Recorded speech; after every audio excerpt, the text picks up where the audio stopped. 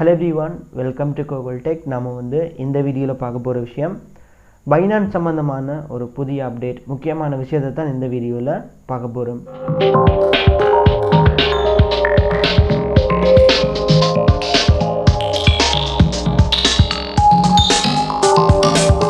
Okay, நான் last ஒரு video போட்டிருந்தேன், பார்க்காதவங்க பார்த்துக்கொள்ளுங்க. வீடியோட லிங்க் மேலே இருக்கிற ஐ பட்டன்ல இருக்கு, ஸோ கிளிக் பண்ணி பார்த்துக்கொள்ளுங்க. இப்போ பார்க்க போகிற விஷயம் பைனான்ஸ் சம்மந்தமான முக்கியமான விஷயங்கள். அதோட இன்னொரு விஷயம், இந்த பைனான்ஸ்ண்டா என்ன, அதோட இந்த பைனான்ஸில் போயிட்டு எப்படி ஒரு அக்கௌண்ட்டை ரெஜிஸ்டர் பண்ணுறது, ரெஜிஸ்டர் பண்ணதுக்கப்புறம் ஐடி கார்டு கொடுத்து அப்படி வெரிஃபை பண்ணுறது, இதில் போயிட்டு என்ன மாதிரி காசு டெபாசிட் பண்ணுறது, இதில் இருக்கிற காசை அப்படி வித்ட்ரா பண்ணி ஸ்ரீலங்கா பேங்குக்கு எடுக்கிறது, எல்லா விஷயம் ஆல்ரெடி வீடியோ போட்டாச்சு. ஸோ தனி பிளேலிஸ்ட் கோகுல் டெக்கில் பைனான்ஸ் ஏர்னிங்னு சொல்லி தனி ஒரு பிளேலிஸ்ட் இருக்குது. அதெல்லாம் பார்த்தீங்கன்னு சொன்னாலே உங்களுக்கு இந்த பைனான்ஸ் சம்மந்தமான ஒரு தெளிவு கிடைக்கும். ஏர்ன் பண்ணக்கூடிய அளவுக்கு உங்களுக்கு ஒரு நாலேஜ் கிடைக்கும். ஓகே, இப்போ பார்த்தீங்கன்னு சொன்னால் இந்த பைனான்ஸில் இருக்கிற ஒரு அப்டேட் சொல்ல போகிறேன். ஸோ எல்லாமே வீடியோவில் தெளிவாக பார்க்கலாம். வாங்க வீடியோக்குள்ளே போகலாம். இந்த பைனான்ஸ்ன்ற என்ன, அதோட இந்த பைனான்ஸில் போயிட்டு எப்படி அக்கௌண்ட் ஓப்பன் பண்ணுறது, அக்கௌண்ட் ஓப்பன் பண்ணி எப்படி அதை வெரிஃபை பண்ணுறது, அதுக்கப்புறம் ஏர்ன் பண்ணுறது என்ன மாதிரி, இதில் போயிட்டு காசு போடுறது எப்படி, இதில் இருக்கிற காசை எப்படி ஸ்ரீலங்கா பேங்குக்கு வித்ட்ரா பண்ணுறது, எல்லா விஷயம் ஆல்ரெடி தனி ஒரு பிளேலிஸ்ட்டாக போட்டிருக்கிறேன். ஸோ பிளேலிஸ்ட்டோட நேம் பைனான்ஸ் ஏர்னிங். கோகுல் டெக்கில் பைனான்ஸ் ஏர்னிங்னு சொல்லி தனி பிளேலிஸ்ட்டே இருக்குது. ஸோ அதில் இருக்கிற வீடியோஸ் எல்லாமே பார்த்தீங்கன்னு சொன்னால் உங்களுக்கு இந்த பைனான்ஸ் சம்மந்தமான ஒரு தெளிவு கிடைக்கும். அதே நேரம் பார்த்தீங்கன்னு சொன்னால் இதில் போயிட்டு ஏர்ன் பண்ணுறதுக்கான நிறைய வழிகள் நீங்கள் பார்க்கலாம். இப்போ என்னோடய பைனான்ஸ் ஆப்பை ஓப்பன் பண்ணுறேன்.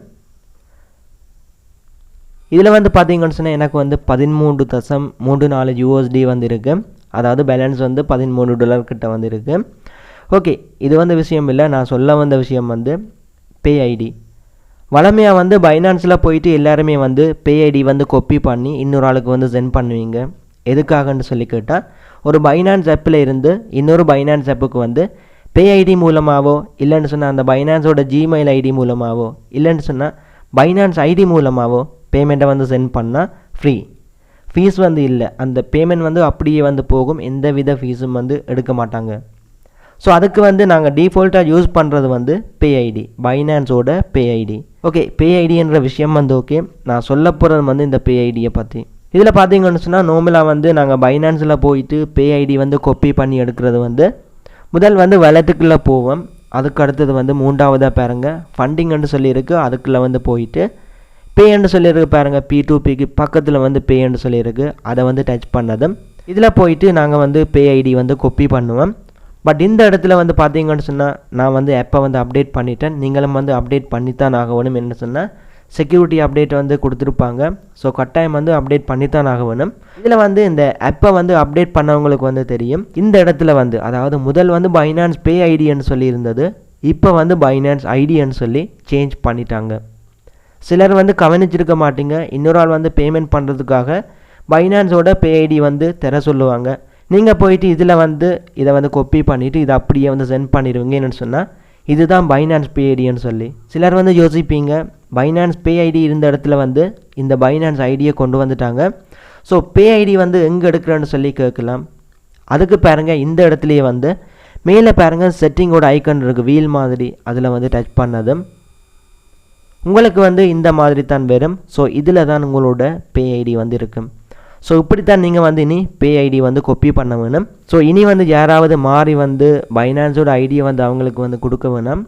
பைனான்ஸோட பே ஐடின்னு சொன்னால் அது இந்த இடத்துல செட்டிங்கை கிளிக் பண்ணிங்கன்னு சொன்னால் பே ஐடி காப்பி பண்ணி எடுக்கலாம். இப்படி தான் பே ஐடி எடுக்கிறது. பே ஐடி காப்பி பண்ணுறதுக்கு நிறைய இடங்களில் நாங்கள் கிளிக் பண்ண வேண்டியிருக்கு. பட் இனி அது தேவையில்லை. இப்போ பாருங்கள், நீங்கள் ஹோம் பேஜில் நிற்கிறீங்கன்னு சொன்னால் இதில் பாருங்கள் மேலே டாப்பில் ஒரு ஐக்கான் இருக்குது பாருங்கள், நான் செலக்ட் பண்ணி காட்டுறேன். அந்த ஐக்கானில் டச் பண்ணிவிட்டு திரும்ப பார்த்தீங்கன்னு சொன்னால் அதே ஐக்கான் இருந்த இடத்துல செட்டிங்ஸ் வீலோட ஐக்கான் இருக்குது பாருங்கள், இதை டச் பண்ணால் உங்களுக்கு டிரெக்டாக பே ஐடி வரும். ஸோ 2 தடவை டச் பண்ணதும் உங்களுக்கு பே ஐடி காப்பி பண்ணலாம்.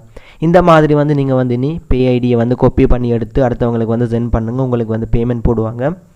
ஓகே, இப்போ பாருங்கள் இன்னொரு விஷயம், இன்னொரு இஷ்யூ இருக்குது. என்னென்னு சொல்லி கேட்டால் சிலர் யோசிப்பீங்க, நான் பே ஐடிக்கு பதிலாக இந்த பைனான்ஸ் ஐடியை வந்து தெரியாமல் அவங்களுக்கு வந்து பே ஐடின்னு சொல்லி கொடுத்துட்டேன். ஸோ அவங்க வந்து இனி வந்து அந்த பே ஐடிக்கு வந்து பேமெண்ட் பண்ணால் என்ன நடக்குமென்னு சொல்லி நீங்கள் வந்து கேட்கலாம். ஸோ எந்தவித இஷ்யூமே இல்லை. இது வந்து கஸ்டமர் கேரையும் வந்து நான் கண்டக்ட் பண்ணிட்டு தான் இந்த வீடியோவில் வந்து உங்களுக்கு வந்து சொல்கிறேன். அவங்க வந்து பார்த்தீங்கன்னு சொன்னால் நீங்கள் வந்து பே ஐடின்னு சொல்லி சென்ட் பண்ண அந்த பைனான்ஸ் ஐடிக்கு வந்து பேமெண்ட் வந்து போட்டாங்கன்னு சொன்னால் அவங்களுக்கு வந்து காட்டும் இது வந்து பைனான்ஸோட ஐடின்னு சொல்லி. ஸோ அவங்க வந்து எப்படியும் பேமெண்ட் சென்ட் பண்ணால் உங்களோட பைனான்ஸில் வந்து ரிசீவ் ஆகும். அந்த டைம் வந்து உங்களோட பேமெண்ட்டுக்கு வந்து எந்த வித பிரச்சனையுமே வந்து இருக்காது. உங்களோட அக்கௌண்ட்டுக்கு வந்து அந்த பேமெண்ட் வந்து அப்படியே வந்து ரிசீவ் ஆகும். ஸோ நோ இஷ்யூ, யாருமே வந்து கவலைப்படுத்தவே இல்லை. நான் வந்து சொன்ன அப்டேட் பார்த்தீங்கன்னு சொன்னால் இந்த பே ஐடி எடுக்கிற இடத்துல வந்து பைனான்ஸ் ஐடின்னு சொல்லி தனியாக வந்துட்டுது. ஸோ அந்த பே ஐடி இருக்க வேண்டிய இடம் வந்து வேறு ஒரு இடம். நான் சொன்ன மாதிரி அந்த வீல் ஐக்கனில் போயிட்டு பார்த்தீங்கன்னு சொன்னால் அதில் வந்து இனி பே ஐடி வந்து எடுக்கலாம். ஓகே, இவ்வளோ தான் அப்டேட். இந்த பைனான்ஸ் பற்றி நிறைய விஷயங்களை வந்து அந்த பைனான்ஸ் பிளேலிஸ்ட்டுன்னு சொல்லி தனி இதில் வந்து போட்டிருக்கிறேன் வீடியோஸ். எல்லாருமே வந்து பாருங்க. இதில் போயிட்டு என்ன மாதிரி P2Pயில் வந்து செல் பண்ணுறது, எப்படி வந்து ஒரு கொயினை வந்து பை பண்ணுறது, அதுக்கப்புறம் வந்து அதை வச்சு எப்படி வந்து ஏர்ன் பண்ணுறேன்னு சொல்லி நிறைய விஷயங்கள் வந்து போட்டிருக்கிறேன்.